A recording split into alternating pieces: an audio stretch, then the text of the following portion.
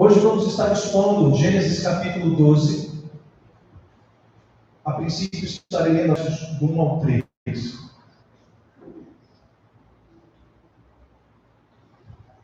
Olha, disse o Senhor a Abrão: sai da tua terra, da tua parentela, da casa de teu pai, e vai para a terra que te mostrarei. De ti farei uma grande nação, e te abençoarei, e te engrandecerei o nome. Se tu uma bênção, abençoarei os que te abençoarem, e amaldiçoarei os que te amaldiçoarem. Em ti serão benditas todas as famílias da terra. Até aqui que Deus nos abençoe, em nome de Jesus. Ó Deus, tem misericórdia das nossas vidas. Fala conosco esta noite com poder e graça.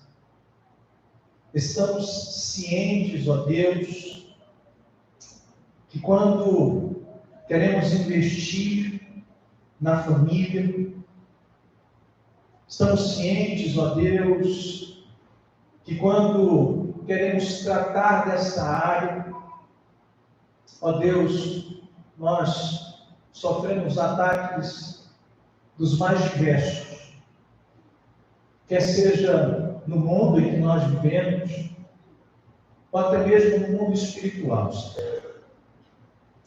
Nós estamos cientes de tudo isso, mas ao longo desse mês, que o Senhor possa nos fortalecer, e que possamos, ó Deus, guiados pelo Senhor e pela Tua Palavra, sermos ricamente desafiados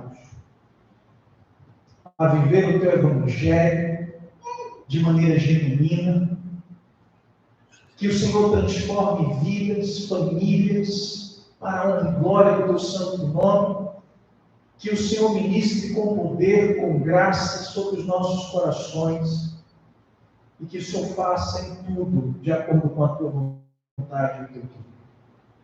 É assim que nós te oramos, em nome de Jesus. Amém. Amados irmãos, ao longo desses anos, todo mês de maio, a Igreja Presbiteriana do Brasil dá um enfoque maior à família. E assim como acontece em agosto, no mês de missões, não é que nós não tratamos da família nos outros meses e nem de missões nos outros meses. É que são 2 meses nos quais nós nos aprofundamos mais na temática, investimos um pouco mais de tempo, e tem sido assim ao longo desses anos aqui também, na Igreja Presbiteriana de Mandacaru. Trabalhamos já diversos temas ao longo desses anos. No entanto, desde o ano passado, iniciamos nesse período uma série de exposições no livro de Gênesis. E então nós entendemos que poderíamos trabalhar sobre as famílias que nós podemos observar aqui neste livro. Como já tínhamos tratado muito sobre Adão e Eva, nós começamos em Noé. E este ano, pela graça de Deus, vamos falar um pouco sobre a família de Abraão. Gênesis, irmãos, é o primeiro livro da Bíblia. O seu nome em hebraico, Bereshit, significa princípio. Isso dá nome ao livro de Gênesis porque ele é o livro do princípio. Ele normalmente costuma ser tratado junto dos outros livros, Êxodo, Levítico, Número e Deuteronômio, e nós chamamos esses 5 primeiros livros de Pentateuco, ou a Torá, ou a Lei, cuja sua autoria é atribuída a Moisés. Moisés escreveu estes livros para uma nação que havia ficado escrava no Egito por 400 anos, que fora liberta do Egito, que passou 400 anos perambulando pelo deserto e que estavam para entrar na terra prometida. E ele tinha muito que escrever, queridos irmãos, por volta do século XV a.C., para instruir este povo acerca de quem era o Deus dos seus pais.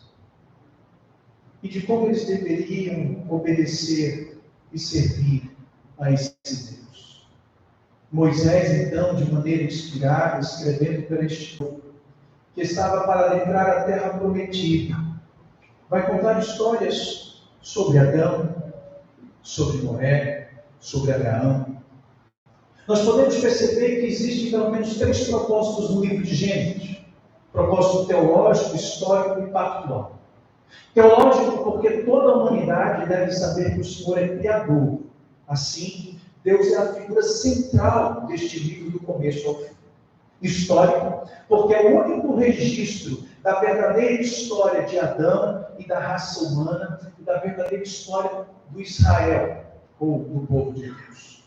E tendo em foco o propósito pactual, porque nós vamos perceber à luz de todo esse livro, como Deus firmou um pacto para com o seu povo, onde, a despeito da infidelidade deste povo, ele leva adiante a aliança que firmou com ele. O livro é basicamente dividido em 2 partes. A primeira parte é do capítulo 1 ao capítulo 11.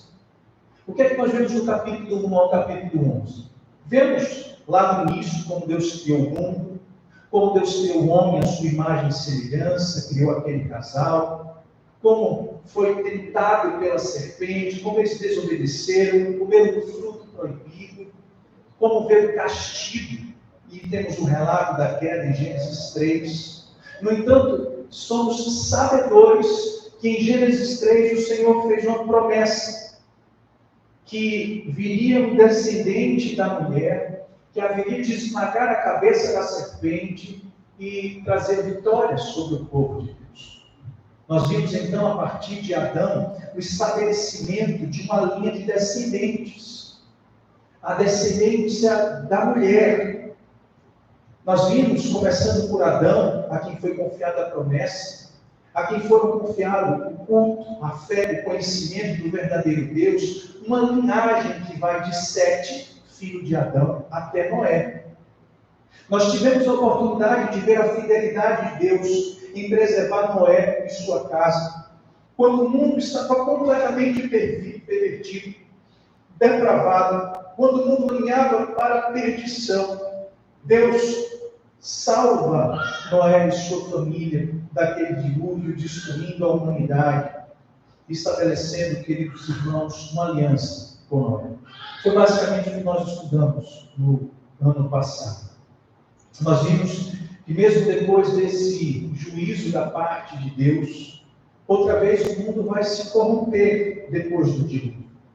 E a corrupção no mundo atinge o clímax com a construção da Torre de Babel, em Gênesis capítulo 11, que demonstra que depois de Gênesis 3, o homem está continuando a sua busca por ser um ser independente, autônomo em relação a Deus.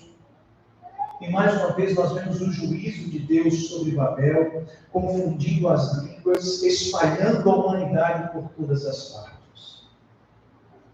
A parte final de Gênesis capítulo 11, é onde nós podemos perceber que é uma descrição por parte de Moisés dos descendentes de Sem, mostrando que Abraão, este que adentrará na história aqui em Gênesis capítulo 12, ele é da descendência de Sem. Então, o que nós vemos em Gênesis capítulo 12 é o que nós poderíamos chamar de um novo início para a humanidade. Depois de Gênesis capítulo 3, o mundo está sempre, envolto no pecado. Nós vemos inúmeras maldições da parte de Deus. E aqui está Deus recomeçando mais uma vez. Deus querendo agora formar um povo, uma grande nação para si. E tudo isso vai passar pela vida e pela história de Abraão, que certamente é um dos personagens mais importantes de toda a história bíblica. Como disse o reverendo Montgomery Boyce, depois de Jesus Cristo, ou com exceção de Jesus Cristo, Abraão é provavelmente o personagem mais importante da Bíblia. Afinal, todos os cristãos são justificados pela fé como Abraão e são chamados nas Escrituras como filhos de quem? Filhos de Abraão. Sem sombra de dúvidas, irmãos, esse será o nosso foco nos próximos 3 anos. Caminhar, então, durante o mês de maio, focando na família de Abraão, na sua vida, na sua história, de Gênesis 12 a 25. Teremos inúmeros desafios para entender um pouco da cultura daqueles dias. Teremos desafios exegéticos, teológicos, mas sem sombra de dúvidas iremos nos deparar com uma belíssima história, que é relevante não somente para a história da redenção, mas é extremamente importante para as nossas vidas, para a nossa vida em Cristo e com Cristo. E à medida que formos expondo a história de Abraão, pela graça de Deus nesse mês, estaremos procurando focar aplicações para o nosso contexto familiar. E sermos então desafiados também nesta área familiar, à luz das Escrituras, à luz da história, da vida, da família de Abraão. Hoje nós vamos começar em Gênesis capítulo 12. E ao longo desse período, dessas exposições, principalmente agora, quando o nosso personagem principal, Abraão, ainda se chama Abrão, algumas vezes seu pastor vai confundir. Mas saiba que é o mesmo personagem. A mudança de nome se dará em um momento significativo lá na frente. Mas vamos começar então essa história com o chamado de Deus a Abraão. O chamado de Abraão. Vamos então ao versículo 1. Ouvir a palavra de Deus que diz assim.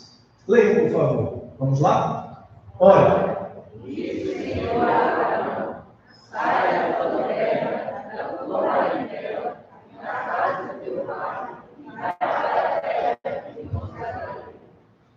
É interessante, queridos irmãos, porque neste ponto do relato de Gênesis capítulo 12, nós vamos perceber que Abraão já está em Harã.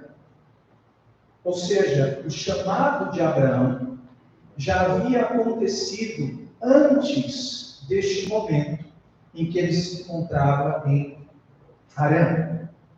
É interessante nós vermos, por exemplo, em Atos capítulo 7, versículos 2 e 3, quem quiser pode abrir. Você vai perceber no sermão de Estevão, o diácono, se dirigindo aos judeus ali, Estevão diz o seguinte: o Deus da glória apareceu ao nosso pai Abraão, quando ele estava na Mesopotâmia, antes de habitar em Harã, e disse: sai da tua terra e do meio dos teus parentes, e vai para a terra que eu te mostrarei. Tanto que a expressão utilizada aqui na língua hebraica, disse o Senhor a Abraão, também pode ser traduzida como o Senhor tinha dito a Abraão, mostrando que o chamado de Deus a Abraão aconteceu em Ur dos Caldeus, e que agora está sendo explicado enquanto ele habitava ali em Harã. Lembremos, queridos irmãos, que Abrão era da descendência santa que vimos nos capítulos de 1 a 11, o qual começou com 7, passou por Noé e chegou a 100. Entretanto, nós percebemos que a descendência dos setitas, a descendência da promessa, havia se corrompido, tornaram-se idólatras. O verdadeiro conhecimento do povo de Deus estava restrito a poucas pessoas, e Abrão não era uma delas. De onde nós podemos perceber isso? Em Josué capítulo 24. Quando lá no capítulo 2 nós lemos no livro de Josué, que na época em que Abrão morava em Ur dos Caldeus, eles lidavam com a idolatria. Observe, Josué 24. Então Josué disse a todo o povo: Assim diz o Senhor, Deus de Israel.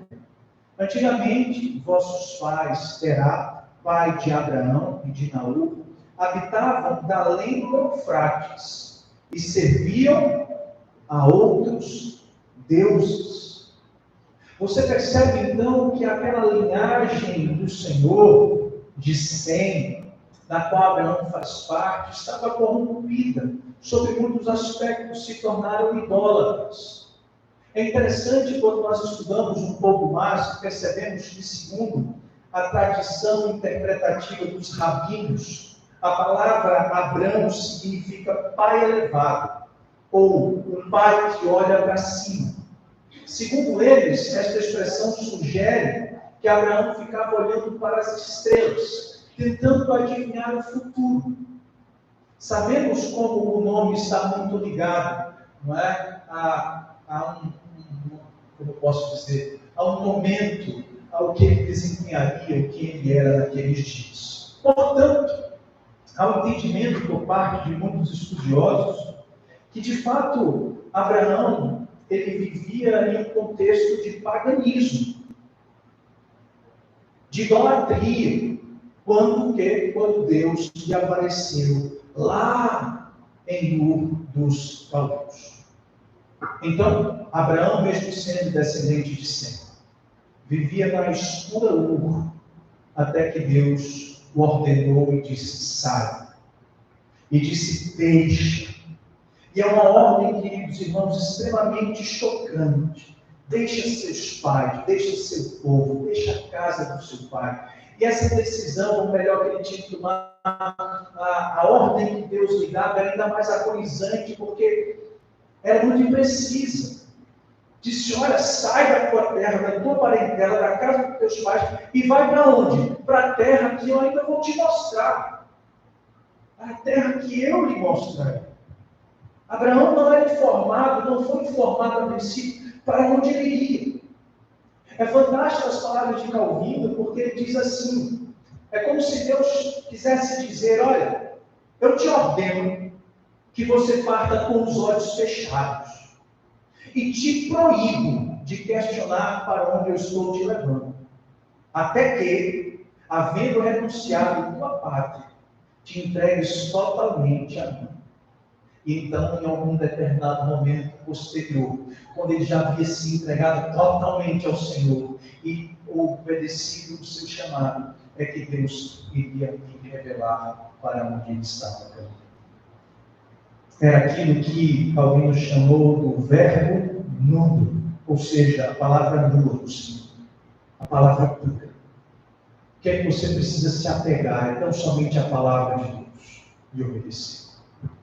Quando nós lemos, por exemplo, a carta aos Hebreus, capítulo 11, versículo 8, o autor destaca exatamente esse elemento da fé, no qual Abraão, quando foi chamado, obedeceu, a fim de ir para um lugar que ele haveria de receber como herança, que ele nem sequer sabia que lugar era esse. Mas esta foi a ordem de Deus, o chamado de Deus para este homem em Ur dos Caldeus. Certamente, nós veremos que esta ordem, este chamado, foi acompanhado com inúmeras promessas. E vale a pena observar os versículos 2 e 3, que Deus poderia ter dado 2 promessas, 3, até mesmo uma. Mas o texto bíblico nos mostra uma formulação perfeita, onde há 7 expressões de bênção sobre a vida de Abraão. É uma bênção perfeita da parte de Deus sobre todos os aspectos. Leia os versículos 2 e 3 que diz, vamos lá? De ti farei uma grande nação, e te abençoarei, e engrandecerei o nome, sendo uma bênção. Abençoarei se te abençoarem, e amaldiçoarei se te amaldiçoarem. Em ti serão benditas todas as famílias da terra. Deus chamou este homem, mas ele prometeu algumas coisas. A primeira promessa, olha, de ti farei uma grande nação. E essa promessa contrasta com o fato de quê? De que Abraão não tem filhos, de que sua mulher é estéril. Mas Deus disse: você vai ser pai de uma grande nação. A segunda promessa, Jesus, o Senhor Deus, disse que, olha, eu vou lhe abençoar. Isso significa que Abraão estaria debaixo do favor de Deus, que Deus iria lhe cercar de bênçãos, não só materiais, mas espirituais.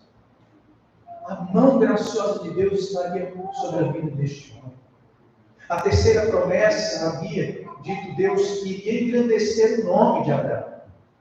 No Antigo Oriente, queridos irmãos, o nome não era meramente um rótulo, mas a revelação do caráter. E este equivale à pessoa ou à personalidade. Assim, um grande nome acarreta não só em fama, mas em uma autoestima social. Um homem de caráter superior. E Deus disse: eu vou engrandecer o seu nome. Sabe o que é fantástico nisso? É que no capítulo 11 nós vemos os homens construindo a torre de Babel, porque eles queriam o quê? Tornar o nome deles grandes. Queriam engrandecer o nome deles sobre o mundo. Mas quem vai ter o nome engrandecido é aquele que foi chamado por Deus. Esta é a promessa de Deus para Abraão. Então, a quarta promessa, ser tu uma bênção, que para nós aqui é traduzido como um imperativo, mas que em outras traduções, como a NVI, diz: e você será uma bênção. Qual seria a melhor interpretação, o melhor entendimento para este imperativo? É de que Deus, sim, Deus vai abençoar este homem, mas que ele vai ser um canal de bênção para muitas outras pessoas. Que o plano de Deus passava em abençoar Abraão, sim, mas iria além da pessoa de Abraão. A quinta promessa: abençoarei os que te abençoarem. É como se Deus estivesse dizendo a Abraão: Abraão, todas as famílias da terra vão ser abençoadas por meio de ti. Eu vou abençoar aquelas que te abençoarem. Ou seja, aquelas que reconhecerem que tu és o meu escolhido, que tu és o portador das promessas, que tu és o Pai do Messias que está por vir, e aqueles que crerem como tu creu, serão abençoados. O que Deus vai fazer com os que não reconhecerem isso? Serão amaldiçoados. E esta é a sexta promessa de Deus. Por último, a sétima promessa diz: em ti serão benditas todas as famílias da terra.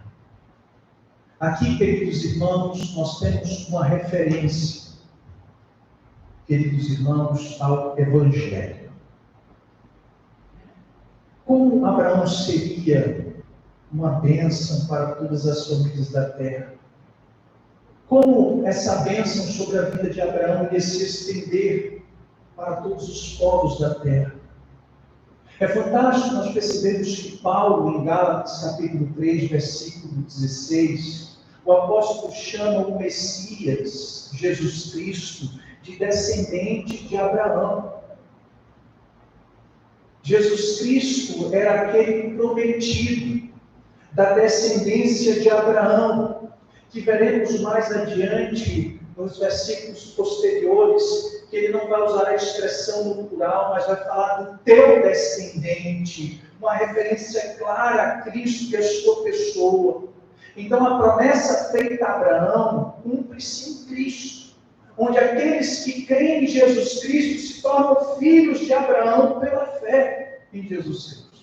Aonde o verdadeiro israelita, o verdadeiro descendente de Abraão, não é aquele que vai nascer do sangue como um judeu, mas que pela fé vai crer, assim como Abraão creu em Jesus Cristo, que haveria de vir. Nós cremos no Jesus Cristo que veio. Então aqui está claro que há uma promessa de que por meio de Abraão viria aquele que iria então, irmãos, ser uma bênção para todas as nações. Jesus Cristo, o Salvador. E agora? Deus fez todas essas promessas. Cabe a Abraão crer e obedecer. Será que é isso que Abraão vai fazer? Leiam, por favor, versículo 4 e 5 Leamos, que diz assim: Partiu, pois, Abrão, como lhe ordenara o Senhor, e Ló foi com ele. Tinha Abrão 75 anos quando saiu de Harã. Levou Abrão consigo a Sarai, sua mulher, e a Ló, filho de seu irmão, e todos os bens que haviam adquirido, e as pessoas que lhe acrescentaram em Harã. Partiram para a terra de Canaã, e lá chegaram. Abraão não discute o chamado de Deus, não protela a ação. Em vez disso, ele obedece imediatamente. E pela fé, ele confia e dá o passo necessário para seguir adiante. Fé e obediência, como diria certo autor, formam uma unidade. Não há fé sem obediência. E aqui Abraão, ele obedece a Deus. Nós vamos perceber que quando ele parte, então, ele leva consigo o seu sobrinho Ló. O pai de Ló, irmão de Abraão, havia falecido. Desde então, Ló passou a caminhar com seu tio. Há quem diga que a expressão utilizada que Ló foi com ele é de que a iniciativa de ir com o tio partiu do próprio sobrinho, dando alguns a entenderem que Ló estava crendo no mesmo Deus que o seu tio cria. Por isso, a sua disponibilidade de seguir, ou talvez por isso, segundo Pedro 2,7, Pedro se refere a Ló como o justo Ló. Mas não somente Ló vai com ele, também Sarai, sua mulher, o acompanha. E não somente isso, ele vai levar também consigo os seus bens. Abraão era muito rico, tinha muito gado, muita prata, muito ouro, muitos bens. E com ele também vai muitas pessoas. Às vezes as pessoas imaginam que foi Abraão com sua mulher, sabe? Meia dúzia de pessoas, e a realidade não é essa. Nós podemos, irmãos, perceber que Abraão tinha muitos servos, algo comum naquela época. Pessoas precisavam trabalhar para ele, para lidar com toda aquela demanda que ele tinha sobre rebanhos, ovelhas, camelos, bois. Algumas pessoas já haviam nascido dentro da sua própria casa, já faziam parte desse clã de Abraão. É fantástico nós percebermos que lá na frente, mais adiante, Ló, seu sobrinho, vai precisar ser resgatado. E lá nesta ocasião, Abraão vai escolher 318 homens nascidos em sua casa. Pense comigo, se havia 318 homens que eram guerreiros, imagine o restante do clã. Estamos falando, segundo alguns estudiosos, de uma tribo seminômade, de talvez 500 a 700 pessoas. E todo este povo estava debaixo do pastoreio deste homem. Martim Lutero, ao se referir a esta passagem, diz que essa era a igreja de Abraão. Na verdade, muito mais do que empregados e servos. Era uma família que Abraão tinha. Então, no final do versículo 5, diz que eles partem para a terra de Canaã. O que eu quero que você perceba é que no momento em que Deus chama Abraão, ele não diz qual é o lugar que ele está. Mas depois, queridos irmãos, Deus em algum momento revela a sua vontade. Então eles partiram à terra de Canaã e lá chegaram.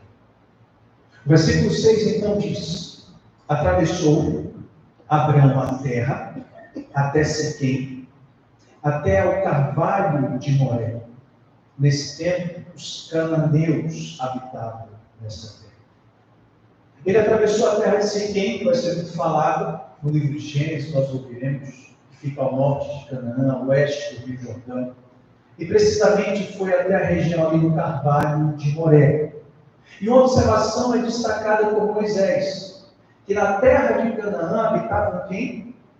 Os cananeus. Espera aí, Deus, o Senhor está me levando para uma terra que na verdade já está habitada?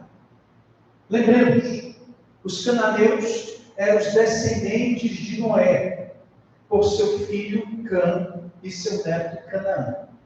Tristemente, nós lembramos deles por causa do episódio em que Noé ficou bêbado e Cã então ridicularizando o beijo do seu pai. Noé, naquela ocasião, amaldiçoou Canaã, filho de Cã, e toda a sua descendência. Deus o amaldiçoou e disse que ele será servo dos seus irmãos. No entanto, quando Abrão, descendente de Sem, chega a esta terra, o que acontece?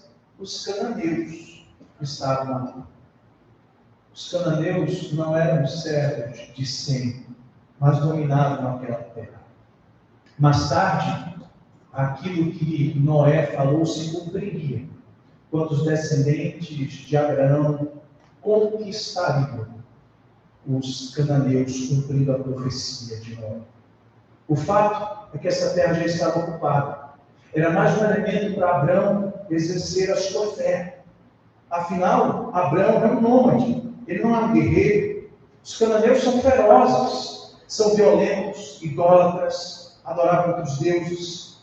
Talvez esse carvalho de Moré fosse até um dos santuários da adoração deles. E agora que ele chegou na terra de Canaã, o que ele vai fazer? E nós vamos ver os versículos 7 a 9, que por onde ele passa, ele vai então edificando altares e rendendo a Deus o louvor e a honra que ele merece. Versículos 7 a 9, leiam por favor, que diz: Apareceu o Senhor a Abraão e lhe disse: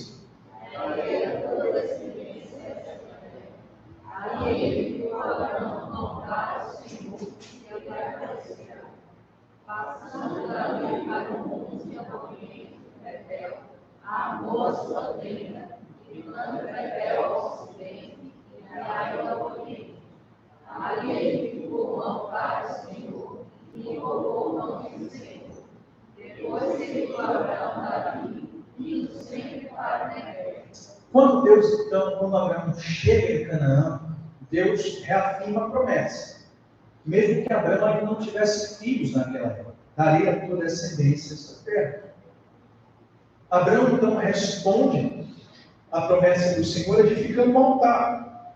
Disse quem? Ele vai a Betel, onde ele arma a sua tenda, edifica outro altar ao Senhor e invoca o nome do Senhor. De Betel ele segue caminho, sempre rumo ao Negueb. É importante você observar que aonde Abraão chegava, ele ali edificava altares ao Senhor, invocava o nome do Senhor. Certo autor nos lembra que existem outros elementos por trás de invocar o Senhor. Existe, por exemplo, o sacrifício do animal, e o altar é para isso. Havia o elemento da oração a Deus em público, a invocação do nome de Deus, a palavra de Deus que ia ser transmitida. É como se Abraão estivesse perfumando toda aquela região com o verdadeiro evangelho. É como se Abraão tivesse aonde estava, onde ele chegasse, professando publicamente a sua fé. Em uma região extremamente idólatra, deuses como Baal, Milcom, Astarote, Refã, Moloque, Nazera, Nebom, Dagon. E aonde ele chegava, ele constrói altares, invoca o nome de Deus publicamente, como que estivesse anunciando o nome do Senhor no meio daqueles povos. Dizendo: este é o Deus verdadeiro. Este é o Deus que nós seguimos. Esse é o único que deve ser adorado.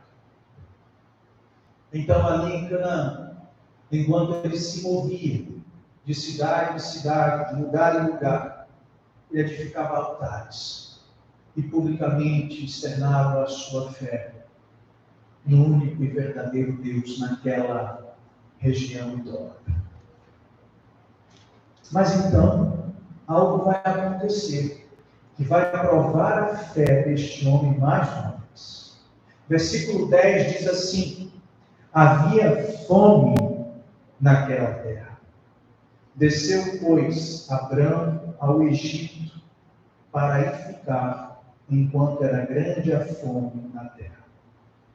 Quando ele desceu mais para o sul, para a região de Negueb, E nós conhecemos esta expressão utilizada no Salmo 126, né? Como as torrentes do Negueb, deserto, árido. De vez em quando, as águas do Hebron inundavam, né?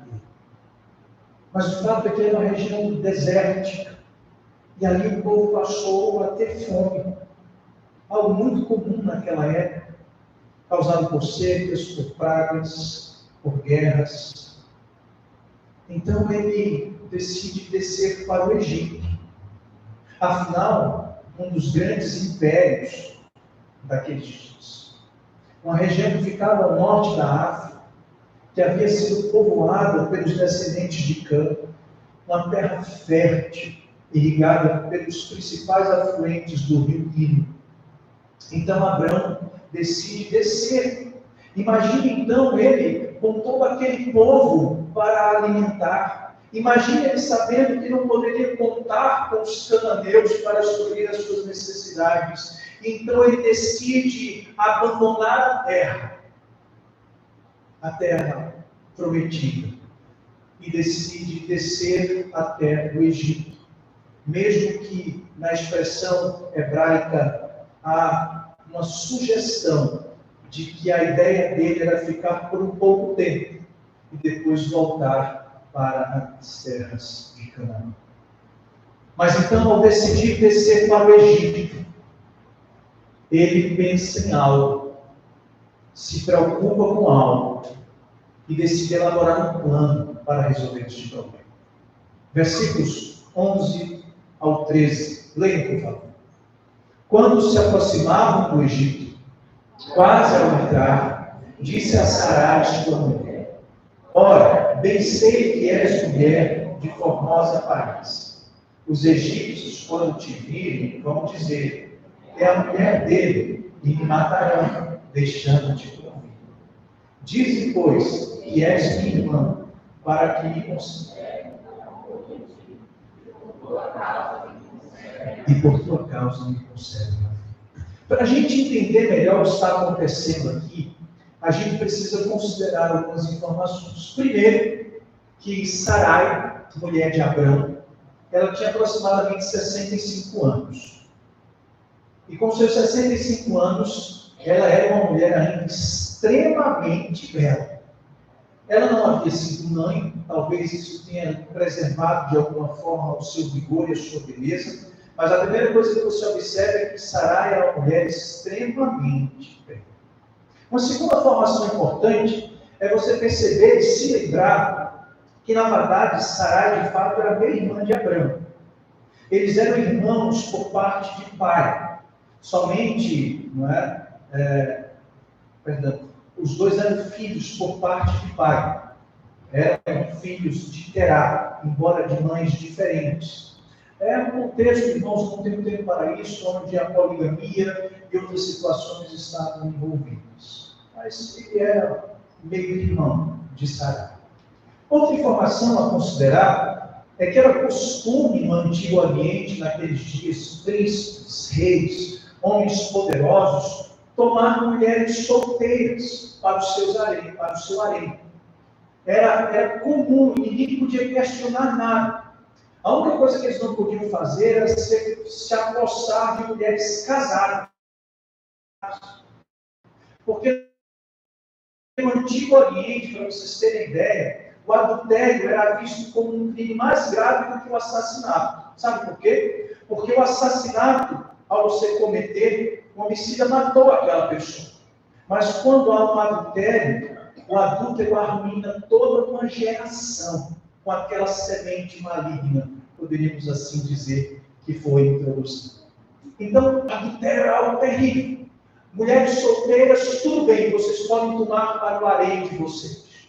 Um local que reunia as concubinas, esposas, mulheres, e então podia usufruir da companhia delas como quisessem. A outra informação importante é que era comum reis, uma vez que não podiam adulterar, fazer o quê? Para se apossar de mulheres casadas, tornar estas viúvas.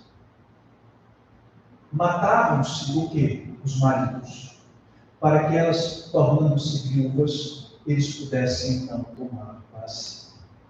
Abraão estava ciente de tudo isso, e então ele está prestes a entrar no Egito.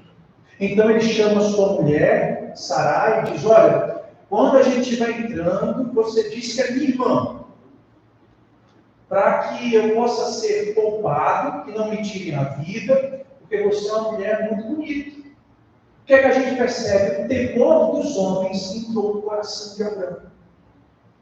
E o que foi que aconteceu? Qual foi o desenrolar deste plano? Versículos 14 a 16, leamos. Tendo Abrão entrado no Egito, viram os egípcios que a mulher era sobremaneira formosa. Viram os príncipes de Faraó e gabaram-se junto dele. E a mulher foi levada para a casa de Faraó. Este, por causa dela, tratou bem a Abraão, a qual veio a ter ovelhas, bois, jumentos, escravos e escravas, jumentas e camelos. Naquele tempo, as mulheres não usavam véu. As mulheres só começavam a usar véu quando os persas dominam o mundo oriental e obrigam esta prática. Então, quando aquela bela mulher Sarai entra no Egito, a beleza dela logo se torna notória. E a notícia é levada por príncipes a Faraó, que informam desta belíssima estrangeira. E então diz o texto que Faraó manda levá-la, pegar a mulher pegar Sarai e levar para a sua casa. Certamente mandou buscar para o seu harém, certamente movido por paixões pecaminosas, carnais, uma das marcas do homem depois da vida. À luz do versículo 19, nós veremos que ele não faz isso sem antes perguntar a relação dos dois. E lá no versículo 19 veremos que Abraão disse: olha, ela é minha irmã. E então ele toma Sarai, leva para o seu palácio e ainda presenteia a Abraão como um rei que troca presentes com outros. Abraão recebe inúmeros presentes de Faraó. Então aí está o plano da vida. Mas o que é que Deus achou de tudo isso?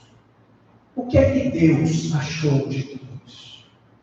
Versículo 17 diz: porém, o Senhor, esta expressão aqui, irmãos, mostra a intervenção de Deus na história. O porém aqui mostra que Deus vai intervir. Abraão, está fazendo todo esse planozinho aí, mas espera aí que agora eu vou intervir. E ele vai intervir para julgar, para castigar Faraó, mas também para repreender o seu servo Abraão, pelo que havia feito. Por isso, o versículo 17 diz assim, leia: porém, o Senhor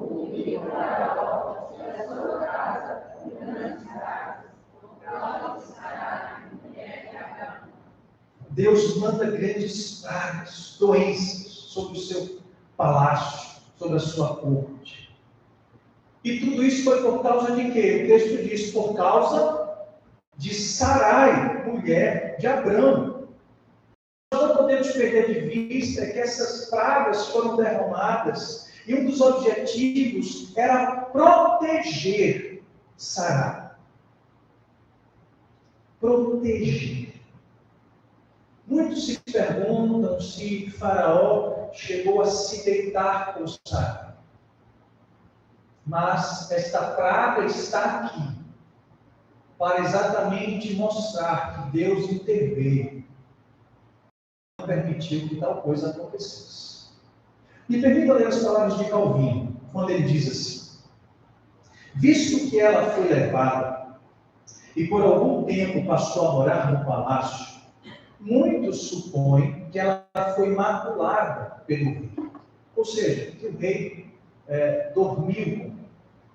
Porém, não é crível que, ao ter em seu poder um homem lascívio, houvesse poupado a modéstia dele.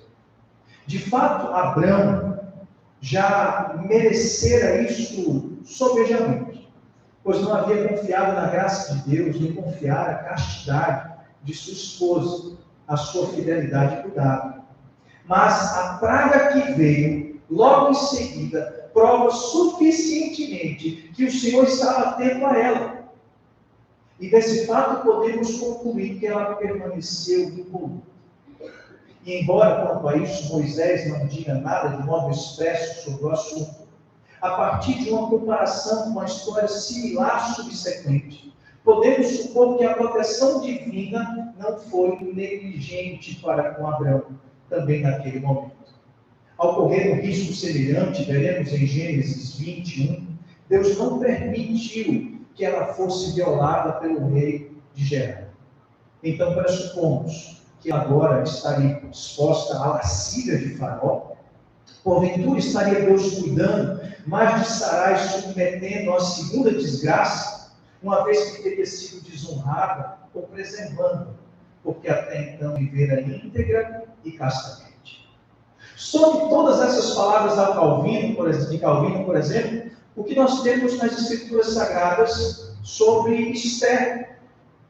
Lembre-se da rainha Esther, uma jovem judia que foi levada para o palácio do rei, mas antes de se achegar à presença do rei, passou por um longo período de purificação, preparação, embelezamento. Foram 12 meses, à luz do que está escrito em Esther capítulo 2, versículo 12. Por isso entendemos, irmãos, que este rei não chegou a possuir Sarai, mas ao introduzi-la no seu palácio, no seu harém, ou em qualquer outro lugar, antes que isso acontecesse, por causa de Sarai, Deus o que? Enviou aquelas pragas. De alguma maneira, Faraó entendeu que era por causa daquela mulher. E então, versículo 18 ao 20 diz assim: chamou, pois, Faraó a Abrão e lhe disse: que é isso que me fizeste? Por que não me disseste que era ela a tua mulher? Perceba, e me disseste ser tua irmã, por isso a tomei para ser minha mulher. Agora, pois, eis a tua mulher, toma e vai-te. E Faraó deu ordens aos seus homens a respeito dele, e acompanharam a ele a sua mulher e a tudo que possui. Sabe o que é fantástico? O ímpio Faraó está repreendendo o piedoso Abraão. E este não tem defesa. Este não atreve-se a defender. Certo comentarista disse que o silêncio de Abraão é a confissão de sua culpa.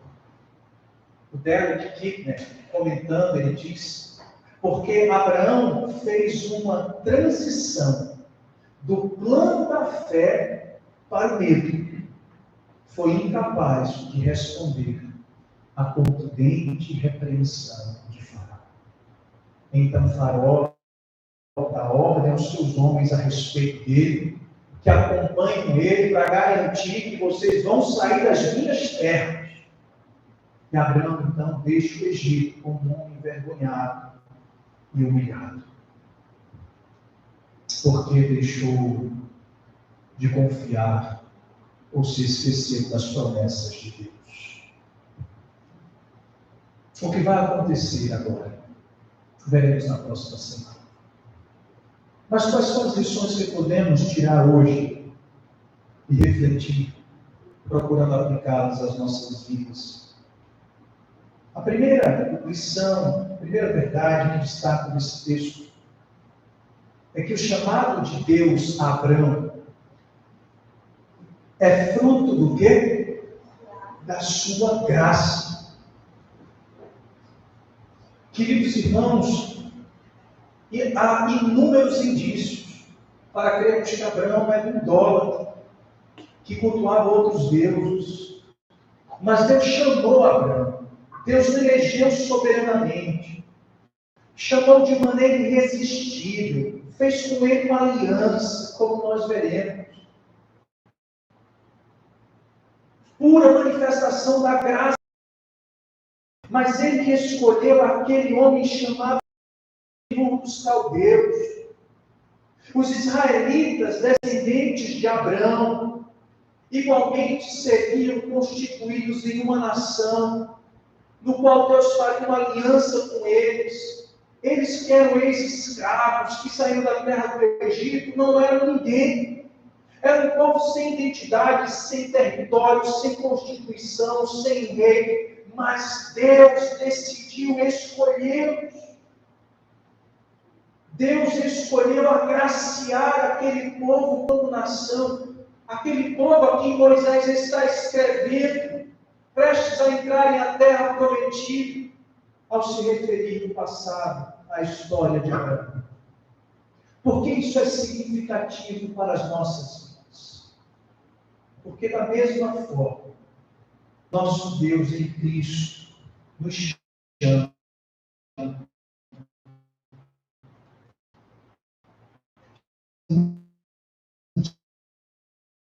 de Deus. Não por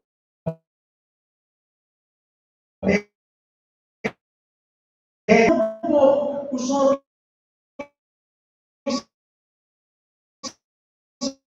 se valerem de alguma coisa, mas pela mesma séculos, transformando a graça poderosa de escolher você.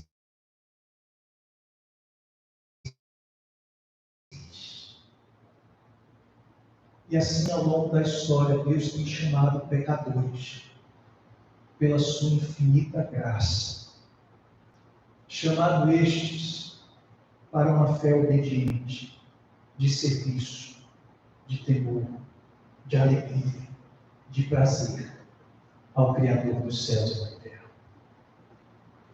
Você percebeu que esta noite pode ser extremamente significativa para a sua vida? Houve um momento na história de Abraão, naquele cenário de trevas em que ele se encontrava, que Deus falou ao seu coração. Esta noite pode marcar a sua vida, pode marcar a sua história, como a noite em que você vai ouvir a voz de Deus te chamando poderosamente, tirando-lhe da morte para a vida, transformando completamente o seu ser, fazendo você olhar adiante pela fé, na certeza de coisas grandiosas. Estamos Jesus como seu Senhor e Salvador. Por que não crer que Deus também tem algo maravilhoso para a sua família? Não crer, meus queridos irmãos, que Deus pode transformar não somente o teu coração e alcançar os seus filhos, mas para que esta noite você seja algo da manifestação graciosa de Deus sobre o seu coração. E aquilo que Deus vai fazer no teu coração se alastre pela sua casa. E que Deus faça coisas grandiosas para a honra e para a glória do Senhor.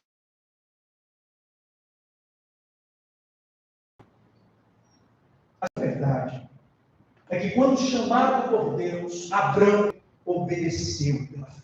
Abraão obedece pela fé. O povo está prestes, a quem Moisés está escrevendo, prestes a adentrar a terra prometida para conquistá-la. Precisam atravessar o rio Jordão, precisam guerrear contra pelo menos 7 povos, tem uma Jericó para derrubar lá, que tem uma muralha terrível. Ouvir a voz de Deus e seguir adiante por esse caminho será desafiador, mas lembre-se de Abraão, que ao ouvir a voz de Deus fez o quê? Pela fé obedeceu. Pela fé obedeceu. Abraão deixou tudo. Abraão partiu. Abraão partiu. Igualmente hoje, Deus está nos chamando para iniciar a nossa jornada de fé.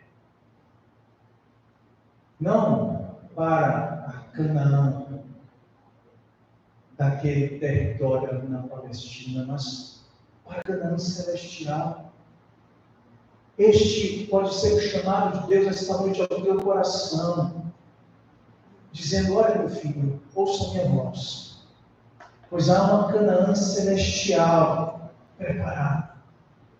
Eu estou te chamando para você me seguir, para você obedecer, para você dizer: sim, Senhor, eu estou aqui. Mas talvez você já chegou aqui esta noite e você está preocupado, porque você está cheio de falsas ideias, cheio de crenças equivocadas.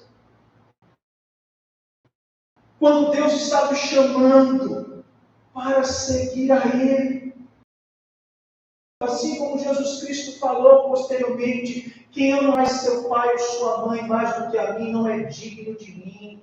Quem ama mais os seus bens, as suas posses, não é digno de Cristo. O mesmo chamado que Deus fez a Abraão, em certo sentido, é o mesmo chamado que Deus ao coração dos pecadores, desafiando-os a seguir em obediência pela fé. Pela fé. A salvação sempre foi a mesma. Pela graça, mediante a fé em Cristo. E em sua graça, Deus nos chama para crer e obedecer, a renunciar aos prazeres do mundo, às falsas crenças, e nos apegar a Ele mediante a fé. Por isso, chegou o tempo de você, de fato, obedecer, crer e obedecer. Chega de professar, sabe, que você em sua casa serve ao Senhor, e na prática você realmente não tem a Deus. Chega dessa falsa ilusão de que vir à igreja, as atividades da igreja, com sua família, e não obedecer, e não viver o que você tem ouvido domingo após domingo, é normal na vida de um crente, porque não é. Chega você, filho, chega de enganar teus pais, de ser essa criança, esse adolescente, esse jovem extremamente religioso, que vai nos cultos aos domingos, mas que durante a semana em nada é diferente do mundo. Pelo contrário, ama e está em busca dos seus prazeres. Chega disso. Chega, mãe, de vestir essa capa de mulher piedosa, tentando terceirizar, sabe, a palavra de Deus ao ensino do departamento infantil, quando é seu dever instruir o seu filho, a sua criança, dentro do seu lar. Chega, Maria, que pode subir nesse púlpito para pregar, ser uma liderança na igreja ou não, ou até mesmo um membro zeloso da Igreja Presbiteriana do Brasil, que está precisando viver o verdadeiro evangelho dentro do seu lar, honrando a Deus como pai, honrando a Deus como esposo, sendo um bom filho para a glória de Deus. Chega! Hoje nós vemos as famílias completamente esfaceladas, e muitas famílias sendo esfaceladas dentro das igrejas. Mas qual é o problema?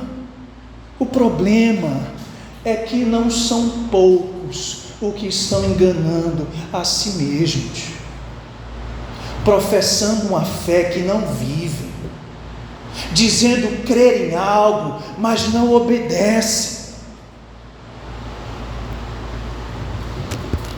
A culpa, na verdade, é nossa. A culpa, na verdade, é sua. Porque o nosso coração está repleto de ídolos. Podemos não ter dentro dos nossos lares uma imagem, uma escultura, mas perceba onde você está gastando o seu tempo, o seu tesouro, o seu talento. Você percebe que quando esses ídolos estão ameaçados, nós nos angustiamos, nos desesperamos. O nosso coração, como diria Calvino, é uma fábrica de ídolos. Sim, chegou o tempo de rompermos com esta idolatria e de fato crer totalmente no nosso Senhor e Salvador e partir pela fé em obediência a Ele e a sua palavra. As coisas não dão certo, pastor. A minha casa, pastor, passa por lutas, por dificuldades, meus filhos dão trabalho, pastor.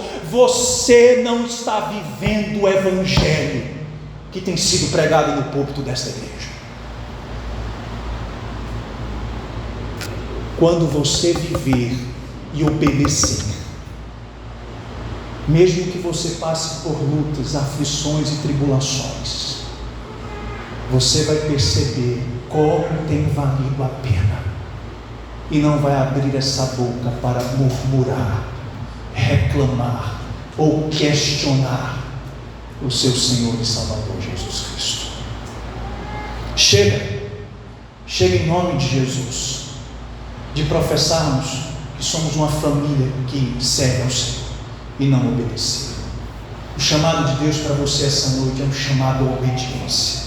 Se você sonha em ter um lar abençoado, creia, mas obedeça pela fé, em nome de Jesus. E por último, quando Abraão deixou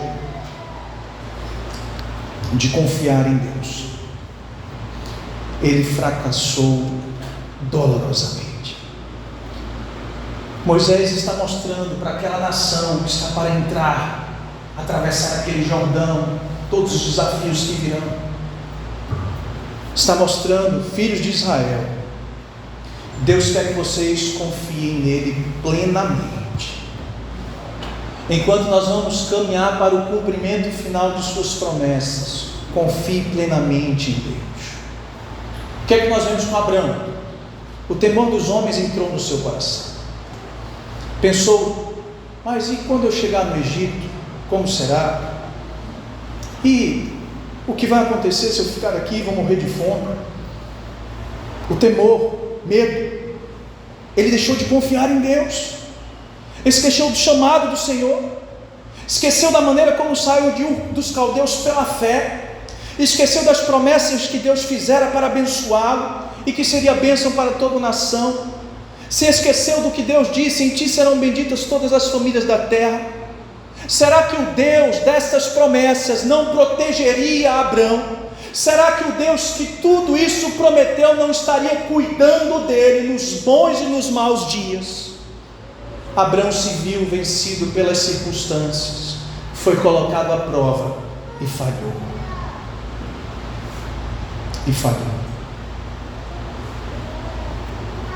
Você ouviu o chamado de Deus, você diz: ô Senhor, muito obrigado. E você começou obedecendo o Senhor. Ô Senhor, que coisa maravilhosa. Mas durante essa caminhada, por causa das circunstâncias, por causa dos seus medos, temores, você parece que se esqueceu de Deus, ou deixou de confiar sobre muitos aspectos da sua vida. Por que você deixou de confiar que bem-aventurado é aquele que teme ao Senhor e anda nos seus caminhos, que do trabalho de tua mão comerás, feliz serás e tudo te irá bem, que tua esposa no interior da tua casa será como a videira frutífera e teus filhos como rebentos da oliveira à roda da tua mesa? Porque nós temos deixado de confiar no Deus que nos chamou e prometeu que sempre estaria conosco, que prometeu que nunca nos abandonaria, que prometeu que iríamos atravessar e peregrinar este mundo, mas que entraríamos na glória eterna de deleite e de prazer para todo sempre. Nós somos um povo que vive pela palavra de Deus.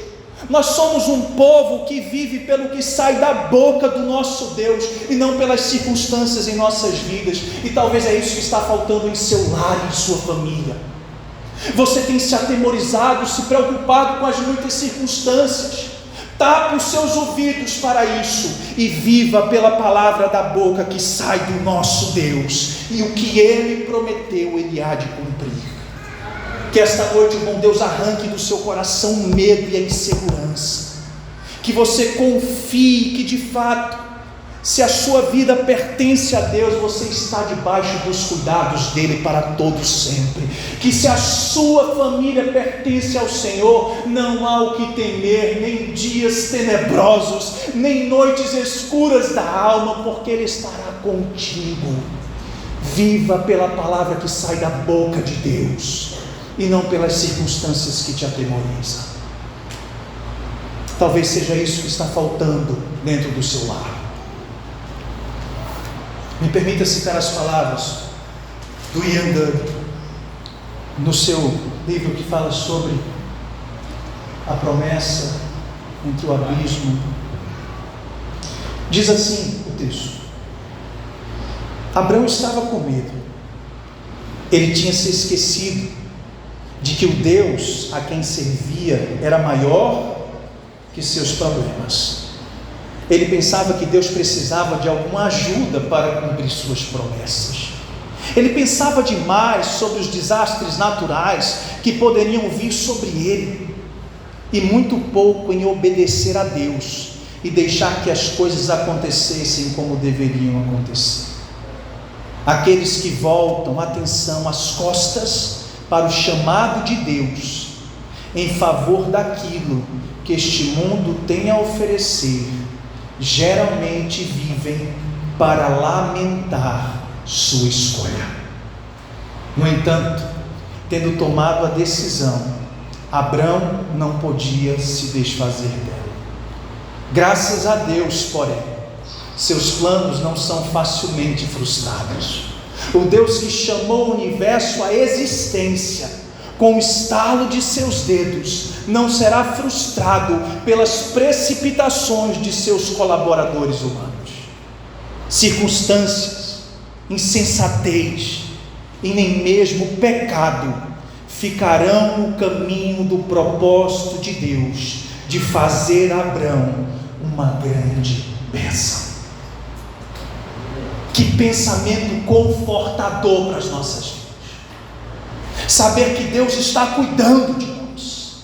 Sim, as nossas decisões erradas, precipitadas, pecaminosas trarão dor.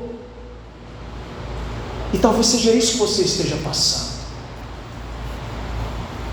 Mas o plano de Deus vai ser frustrado sobre o seu povo, sobre a casa que teme ao Senhor, não será. A despeito dos nossos erros, a nossa vida continua debaixo das suas mãos, e Ele é poderoso para nos arrastar até o futuro glorioso que Ele tem para todo aquele que teme a Ele e o tem como Senhor. Por isso, não deixe de confiar. Não deixe de confiar. Viva pela palavra que sai da boca de Deus. Mesmo que nessa peregrinação passemos por situações dolorosas, saiba, o final será glorioso. E quem está dizendo isso não é o pastor Cláudio, é promessa de Deus para os seus filhos. Confie em Deus e persevere. E persevere em nome de Jesus. O que vai acontecer agora com Abraão? Deus havia prometido que iria cuidar de Abraão, e de fato fez. Corrigiu Abraão quando ele caiu, mesmo que tenha sido por meio de um rei ímpio, o que mostra que Deus teve misericórdia. Deus protegeu Sarai daquela terra, apesar de tudo. Deus não permite que eles continuem no Egito, botam ele para arrumar de volta a sua peregrinação, e eles ainda voltam mais ricos do que quando voltaram, sobre alguns aspectos. Deus continua cuidando deste homem, Deus continua cuidando de Abraão, e a sua história continuará no próximo domingo. Queremos muito contar com a sua presença. Querido irmão, nós vimos no início da exposição que esse capítulo ele surge no contexto como uma nova história. Um momento em que Deus vai, a fazer uma grande nação, um novo povo. É um momento cheio de esperança, de recomeço naquele cenário tenebroso depois da Torre de Babel. E por que esta mensagem do chamado de Abraão hoje é tão significativa?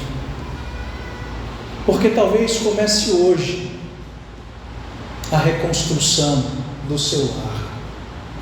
A partir do momento em que você vai ouvir a voz do Senhor, vai se arrepender dos seus pecados e vai crer nele. Esta palavra é uma palavra de esperança, de recomeço, para você e para a sua família. Aqueles que creem em Jesus Cristo, saibam que terão sempre um amanhã glorioso para ser vivido, ou na esperança e na promessa. Nós vamos ouvir um louvor esta noite. Eu queria que você estivesse em oração pela sua vida.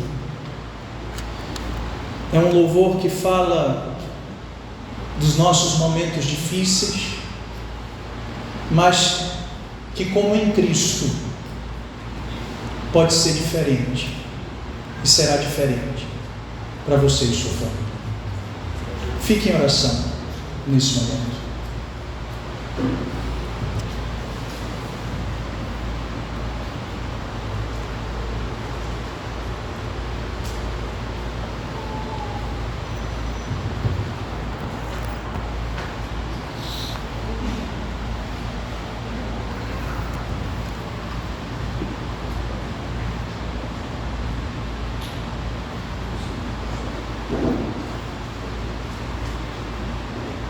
Coloca a sua vida diante do Senhor. Coloca a sua família diante de Deus. Use esse tempo para orar pela sua vida, também pela sua casa.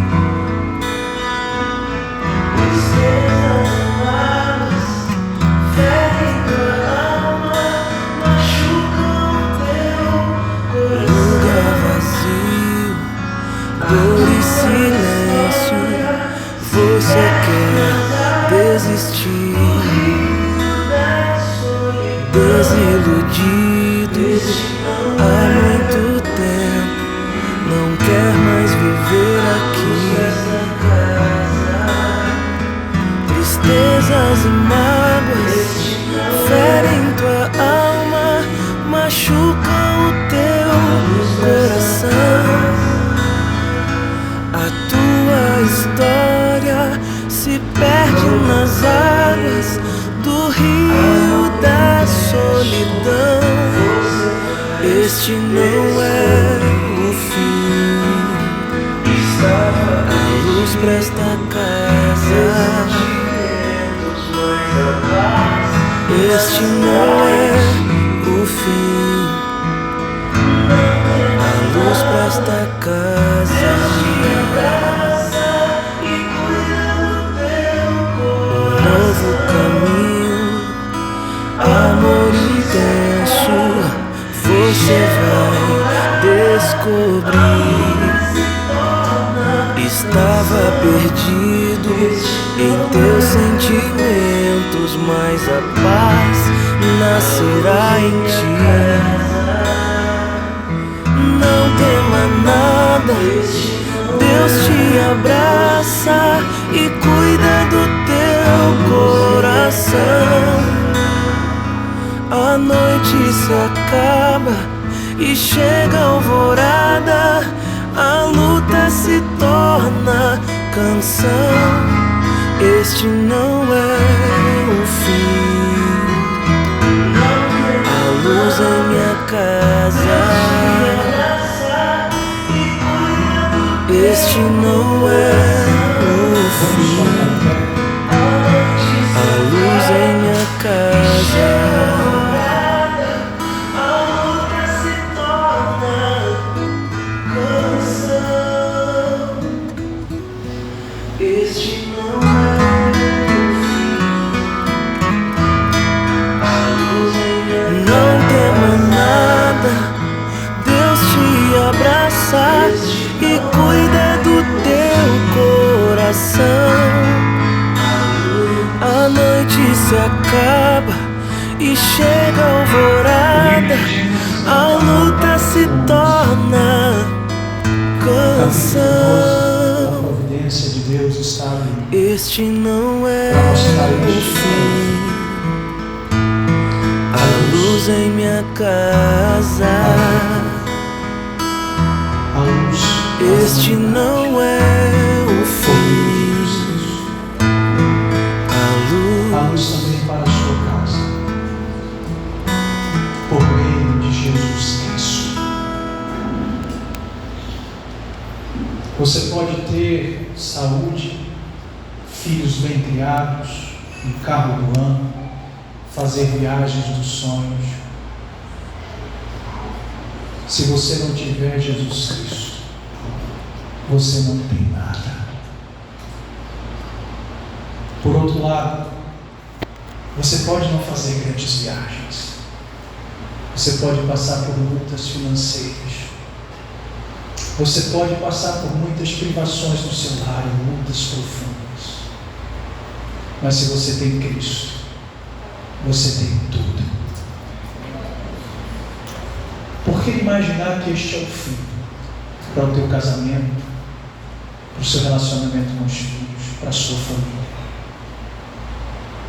Porque se Cristo faz parte desta história, à luz das Escrituras, este não é o fim.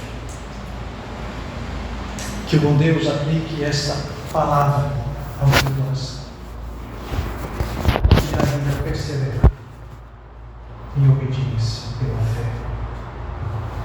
Senhor Deus, muito obrigado por esta noite, por esse tempo, por cada uma dessas famílias que o Senhor trouxe aqui, pelo início dessas exposições e por tudo que o Senhor já tem reservado para ministrar aos nossos corações.